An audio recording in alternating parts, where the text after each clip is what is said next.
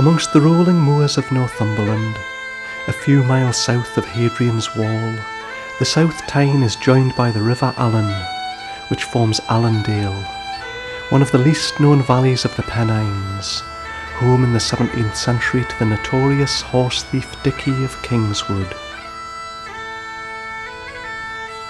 The remains of Dicky's watchtower, or Steward's Peel, can be found perched on the dramatic heights at the head of the valley.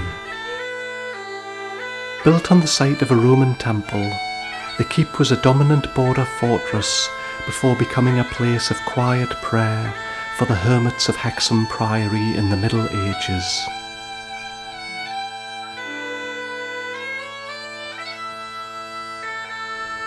The valley shows much evidence of its turbulent past, with the remains of bastles, fortified farmhouses and towers in abundance, survivors from the lawless age of reivers, cattle raids, hot trods and blackmail.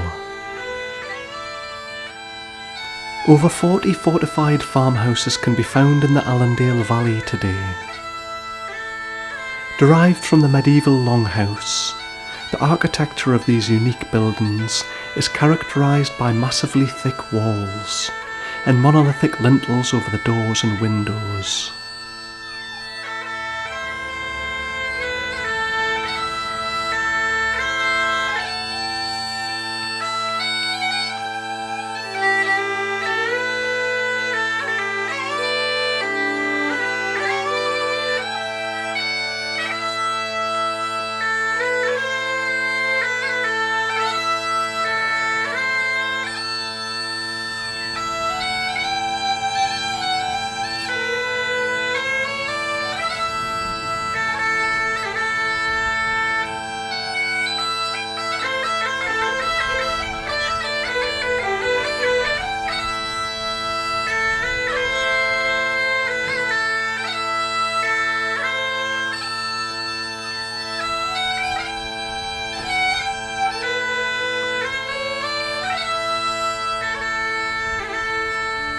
Over the centuries, the remote nature of the valley has even given rise to the speculation of the survival of wolves, and incredibly, in 1904, after a spate of animal attacks, a wolf was found dead on a railway track, giving rise to the legend of the Allandale Wolf.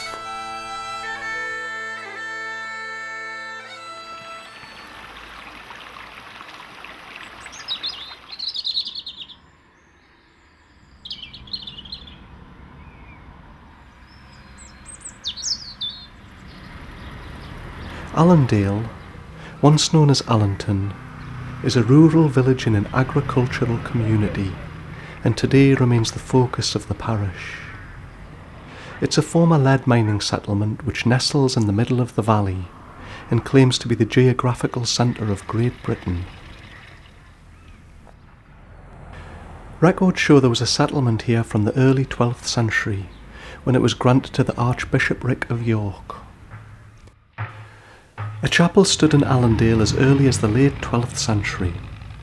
It was rebuilt in the 14th century and eventually pulled down in 1807 to be replaced by the present St Cuthbert's Church.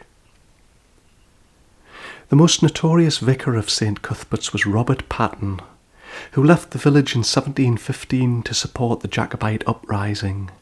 He was captured at the Battle of Preston and only survived execution by turning king's evidence.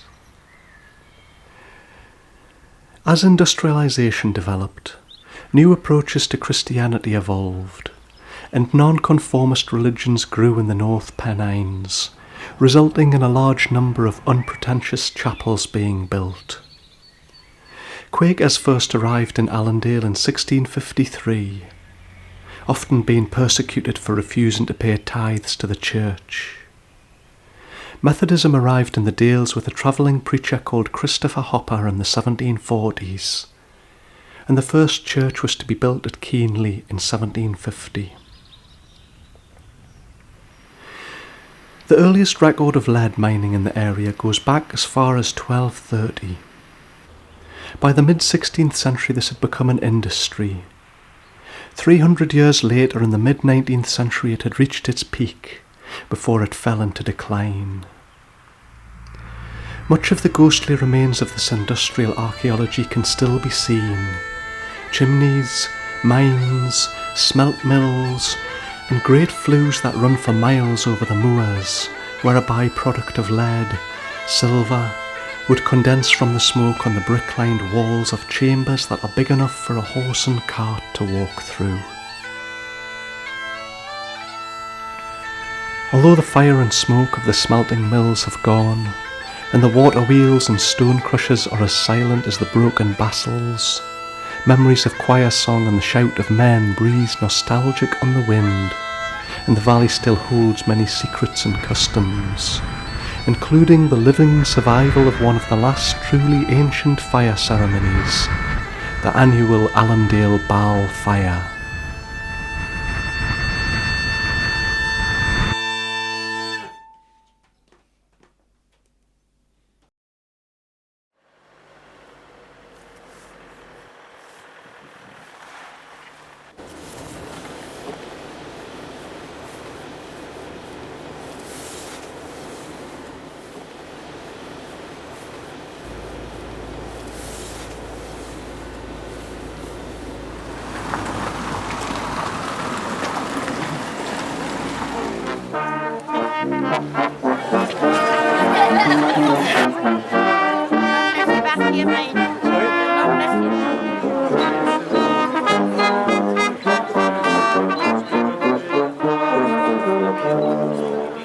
Close to midnight on New Year's Eve in the small town of Allandale, a team of 45 men, known as geysers, gather in front of the village church in fancy dress, carrying with them tar-filled whiskey barrels, some of them weighing up to 30 pounds.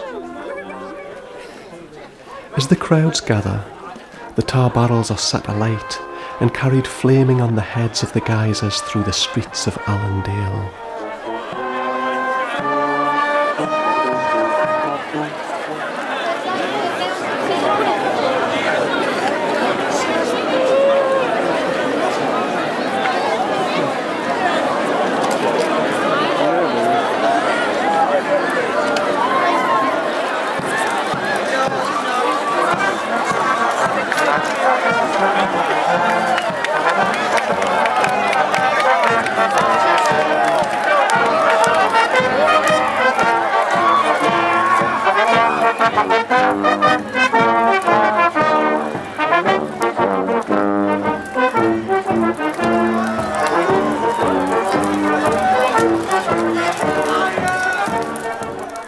They march up and down the town, circumnavigating the village square in an anti-clockwise direction, where a huge bonfire known as the Tar fire has been prepared on a thick layer of sand. If anyone should drop a burning barrel during the procession, they are never again allowed to carry one. The geysers themselves probably represent chaos, like the mocking feast of fools of the Middle Ages, or the pre-Christian December custom where slaves would be made equal to their masters. The Allandale Tar Barls is an unbroken tradition and a hereditary honour passed from father to son. Although no one really knows the true origin of the tar barrels, it's likely to have evolved from an ancient pagan celebration of the winter solstice, perhaps to call the return of the sun, or as a purification ritual of evil spirits.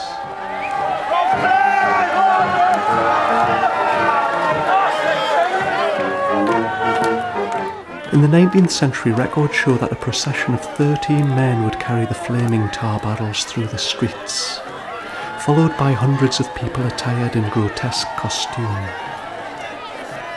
This is particularly interesting, as in pre-Christian worship and ceremony, the number 13 was particularly significant, this probably being related to the 13 full moons of the calendar.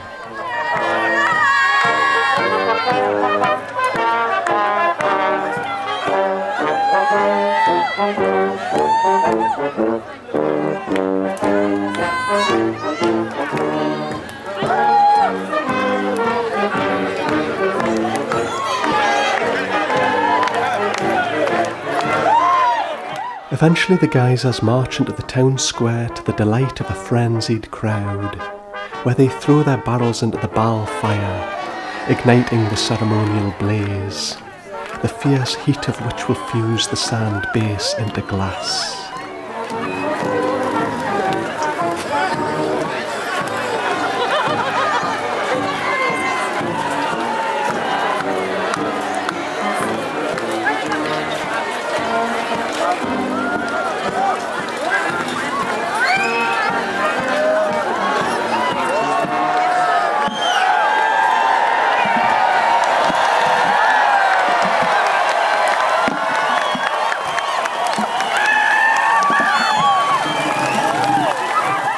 The last geyser to cast his burning barrel into the barl fire is said to be claimed by the devil himself, and in times past the crowd would shout, "Be damned to he who throws last," before joining hands and dancing around the barl fire.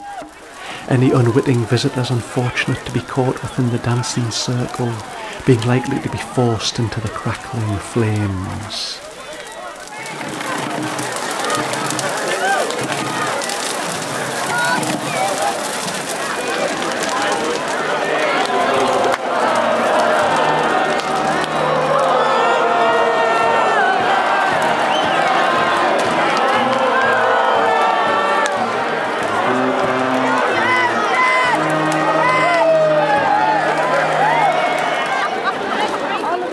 Whilst in recent years health and safety regulations have left their mark, the festival has successfully preserved its atmosphere of unrestrained revelry.